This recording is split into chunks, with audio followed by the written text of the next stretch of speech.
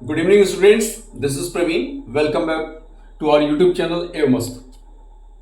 Students, आज हम एक महत्वपूर्ण मॉडल पर नीड की चर्चा करने वाले हैं।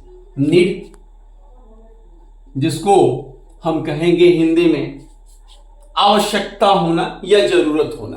अब इसके यूजेस को देखते हैं कि कैसे कैसे हम इसको यूज कर सकते हैं। तो फर्स्ट यूज हम करेंगे इसको, she needs to go.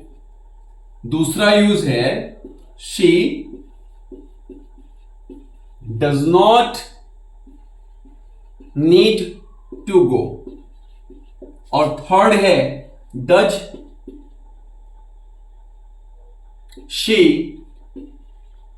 Need to गो।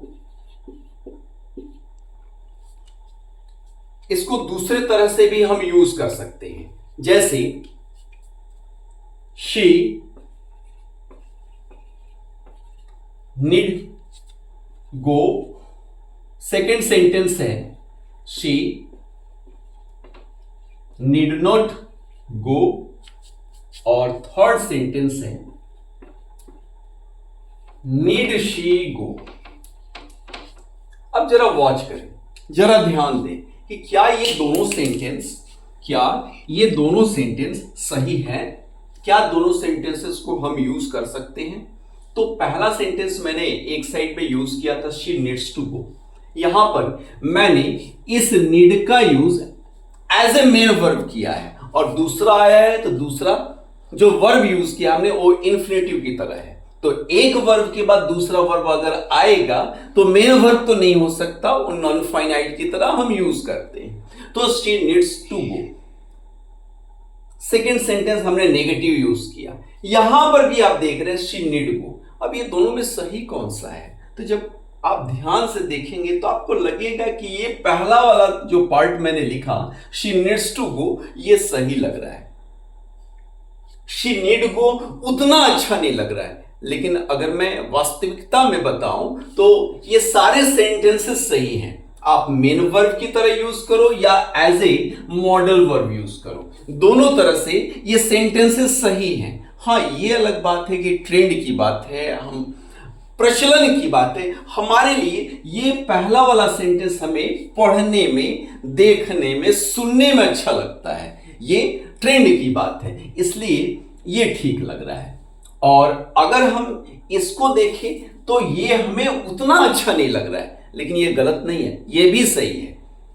अब यहां आते हैं, she does not need to go, ये, और यहां शी नीड नॉट गो। ये वाला सेंटेंस इससे बेहतर लग रहा है, मतलब हम प्रेफर करते हैं इस सेंटेंस को। वैसे ही does she need go, does she need to go और नीड शी गो, इस सेंटेंस को हम प्रेफर करेंगे। तो ये दोनों साइड से एज ए मेन वर्ब आप यूज करें या एज ए मॉडल वर्ब, दोनों तरह से यूज किया जा सकता है। एब्सोल्युटली करेक्ट है ये, इसमें कोई भी एरर नहीं है। हाँ, ये जरूर है कि अगर देखें प्रचलन के लिहाज से तो ग्रामेरियन क्या करते हैं, ग्रामेरियन जो व्याकरणविद हैं वो कहते हैं कि बेहतर होगा अगर आप नीड को मेन वर्ब की तरह यूज करना चाहते हैं तो प्रेफर करें पॉजिटिव सेंटेंस को,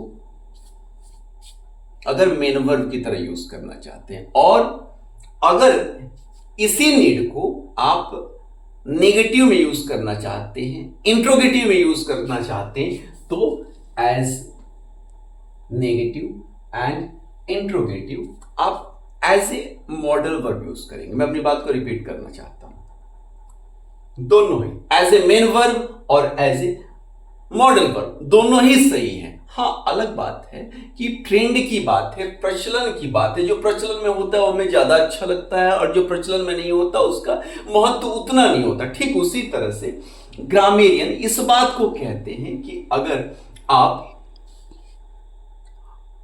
यूज करना चाहते हैं इसको एज ए मेन वर्ब तो पॉजिटिव सेंटेंस में यूज करेंगे, और as a modal verb use करना चाहते हैं तो नेगेटिव और इंट्रोगेटिव को प्रेफर करेंगे। उम्मीद करता हूं कि नीड का ये यूज आपको पसंद आया होगा। अगर अच्छा लगा तो प्लीज ज्यादा से ज्यादा संख्या में लाइक, शेयर और हमारे यूट्यूब चैनल एवं को सब्सक्राइब करें।